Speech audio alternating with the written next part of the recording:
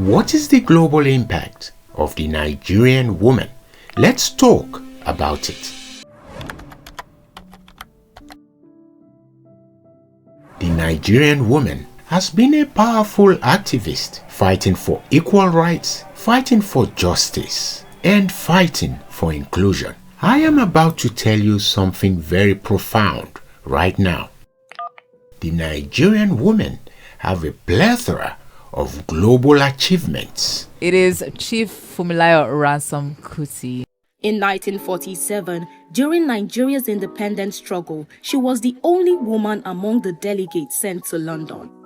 A teacher, a politician, a women's rights activist, and a member of the Order of Nigeria. No wonder the media labeled her as the Lioness of Lishabi. She became associated with some of the most important anti-colonial education movements in Nigeria and West Africa and fought tirelessly to further women's access to education and political representation. Her works led to her being the only Nigerian woman till date to have received the Lenin Peace Prize in 1970.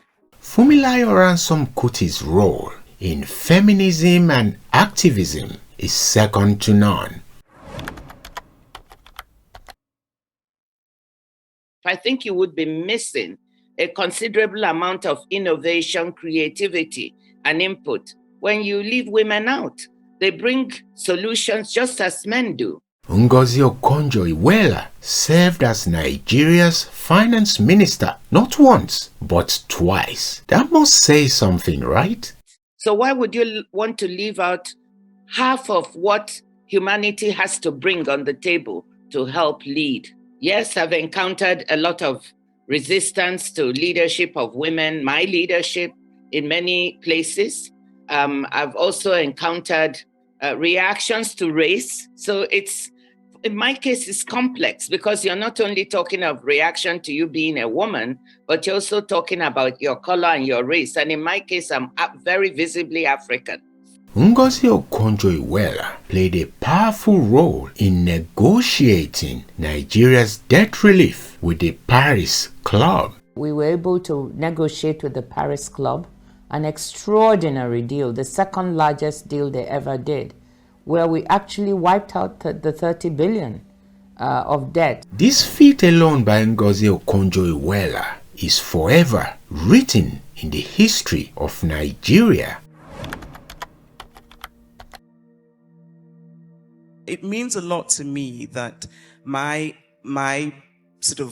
presence in the world means something in particular to women, to Black women, to women of color, to Africans. That means a lot to me, right? I do feel a sense, I find it quite moving. So it matters to me, this idea that hopefully the writing that I do opens doors for other people who look like me, that kind of thing. She's a renowned writer with books like Half of a Yellow Sun, Popular Hibiscus, Americana. Chimamanda's works has been translated. That tells you something about her global impact. And the New York Times recently named her most recent blockbuster, Americana, one of the top 10 books of 2013. Chimamanda Ngozi Adichie, welcome to Arise Entertainment 360. Thanks for being here. What's it feel like to be a literary sensation? You're a literary rock star. Okay.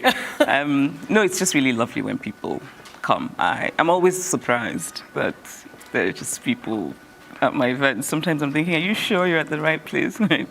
But yeah, it's a good feeling because, when you write, you want to be read. So it's lovely to be read. You've won numerous awards, a MacArthur Prize, an Orange Prize.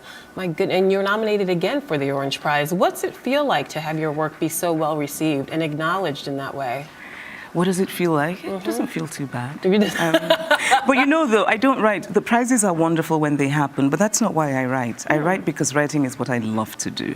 And really what matters the most to me is if I can touch one human being with what I write, that's the biggest prize, really. Chimamanda believes in gender equality, and she has campaigned globally for this. you spoke about feminism and how that word carries a lot of baggage. Do you think that's still the case? And if so, why? Why is there still a stigma attached to feminism? It's almost as if that is the true F word, if you will. Yeah. I think because of the history of the word and the history of what is called the feminist movement. And I think also people very often use the extreme cases to represent the whole. So people will say feminists are angry and they hate men, and they, and maybe some feminists actually hate men. Some people who call themselves feminists, but the mainstream feminist idea is not about hating men. It's about the equality of men and women. Chimamanda's impact is felt in every corner of the world. Celebrities like Beyonce has been able to incorporate Chimamanda's works into her music. Let's talk about Beyonce. She sampled your TED Talk in her song Flawless. So are you and Beyonce BFFs now? What's your relationship like? You know what? I just think it's a wonderful thing that because of Beyonce's song, young people all over the world are talking about gender, and that young women are more likely to think about reclaiming that word. So I just feel like that's a wonderful thing, because we need to talk about gender. I think gender is a major problem everywhere in the world, and so yeah, I think it's a good thing. Now let me give you some statistics that might shock you. Do you know that Nigerian population consists of, wait for it, 49% of women? Now, let's think about that for a moment. If we have half of our population women, does it not make sense that they need to be fully participating in our society? Because that's a strong human resource. I think you would be missing a considerable amount of innovation, creativity, and input when you leave women out. They bring solutions just as men do. If me being attractive is disturbing you, it's stopping me from me achieving my goal, I'm going to help you. So I would like, when I go to the studio, I wear like baggy clothes. Stuff. Oh wow! And I'm in my alpha mode, because I want you to not be seduced by me. And you see, Thames has gone through her own challenges in a male-dominated society. She's had to struggle and fight her way through. I was going to a lot of studios alone, meeting people I've never met, people that I don't know, they don't know me, I'm unknown. I would message people, okay, you know, I've been working on this, I want to share this because I know I have something, like I can help, I want to learn how to produce, maybe I'll be producing for people because of my objective, which is, I just want to make me.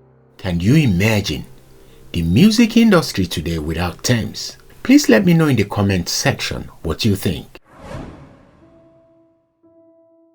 And the Grammy goes to Thames Let Me. Hey, hey.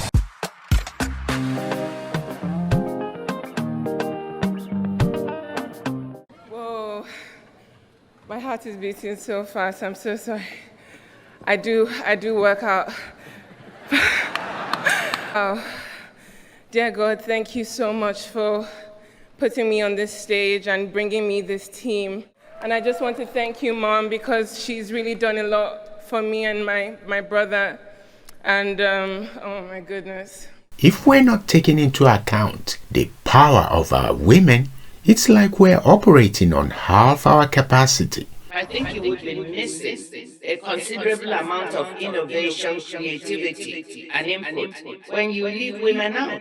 Nigerian Woman, I salute you for your global impact. Please give me a like and a follow.